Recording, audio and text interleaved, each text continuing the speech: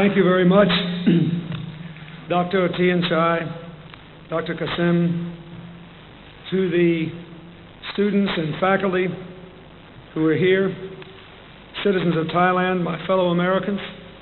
Especially, I would like to thank the Glee Club and sang. They did a marvelous job. Thank you very much for your music. I am delighted and honored to be here today at a great center of learning that is a living memorial to Thailand's glorious past, yet with a mission focused on the future. An institution that is proudly and distinctively Asian, yet reaching out to the entire world.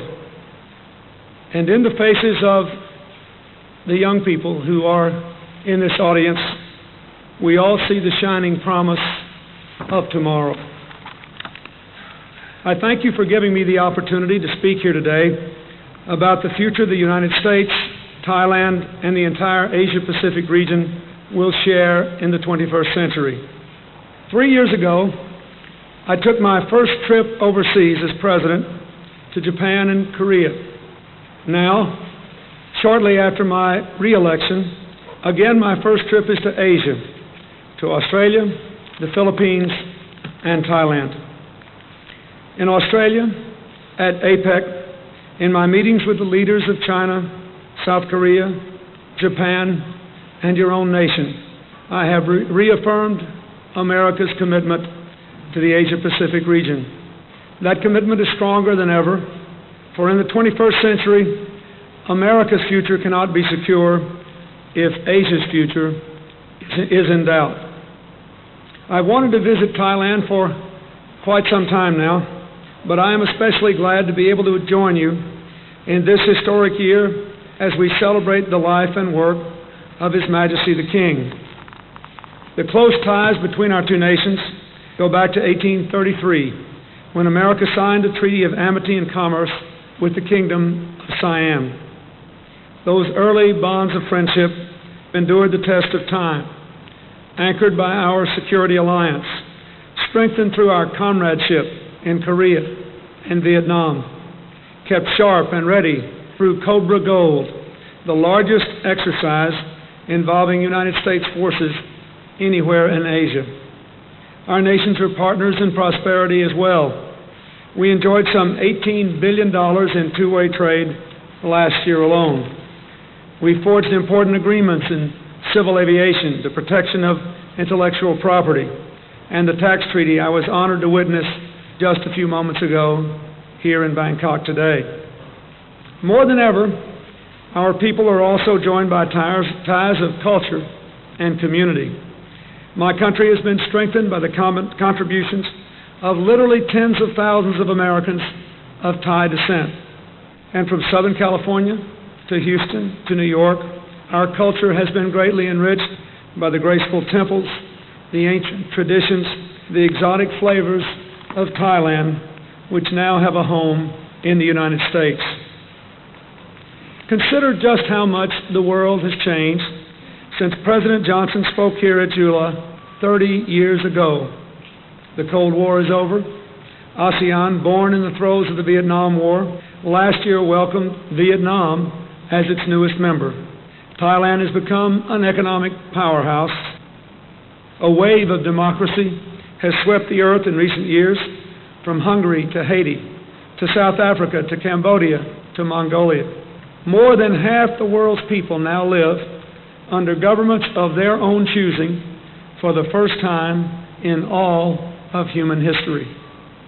Here in Thailand, last week's elections were a further milestone in your democratic journey. As always in elections, there were winners and there were losers. I can say that I have been a winner and a loser. And while losing is not as good as winning, whenever power is transferred peacefully and democratically, everyone in that nation is a winner.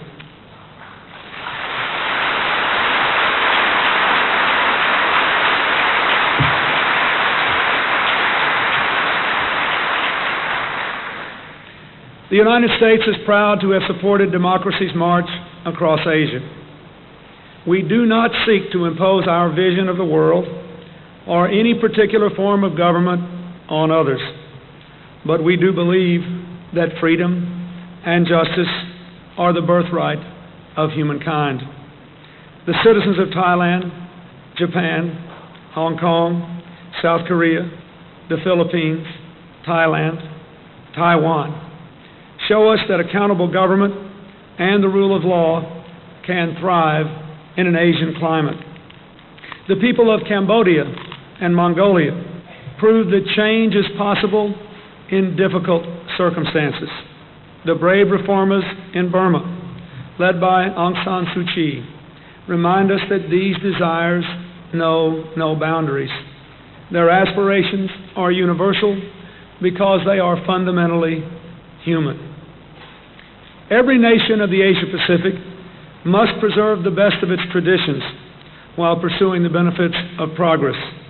But surely we can all agree that human dignity and individual worth must never be undervalued or abused.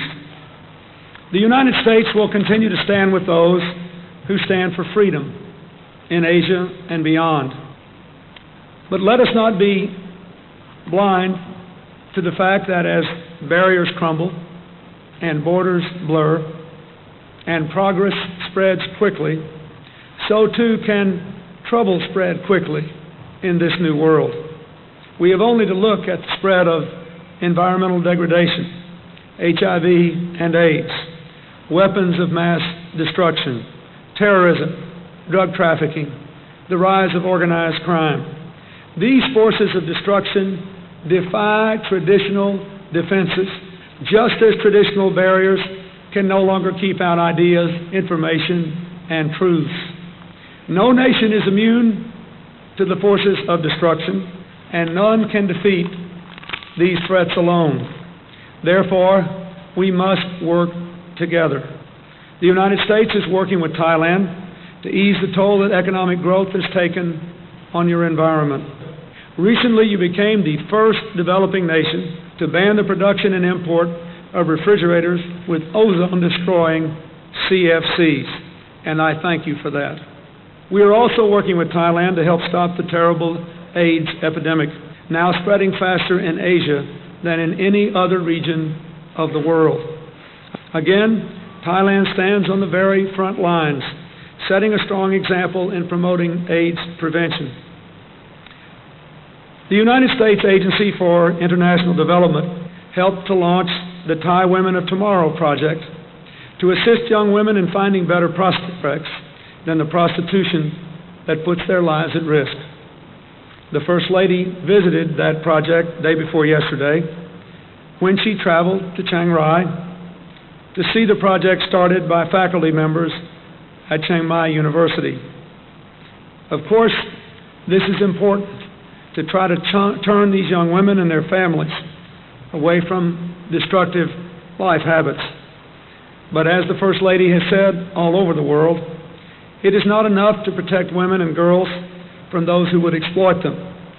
We must all work together to open wide the positive doors of opportunity so that every person in every free society can contribute and share in its progress. We know we must do more to fight illegal drugs at the source. Burma has long been the world's #1 producer of opium and heroin, and now is also making methamphetamines.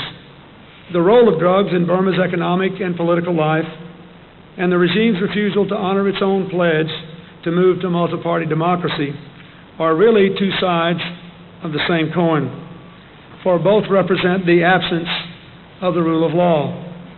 Every nation has an interest in promoting true political dialogue in Burma, a dialogue that will lead to a real fight against crime, corruption, and narcotics, the government more acceptable to its people. We still have challenges to meet. We still have opportunities to seize. We still have much to learn from one another. But I am confident we will do all these things because we know that by working together and working with others, we can build a Pacific community based on shared interests, shared values, and shared dreams. It is my great honor, therefore, to be here today to reaffirm America's enduring engagement in the Asia-Pacific and our lasting and proud friendship with Thailand. Thank you very much.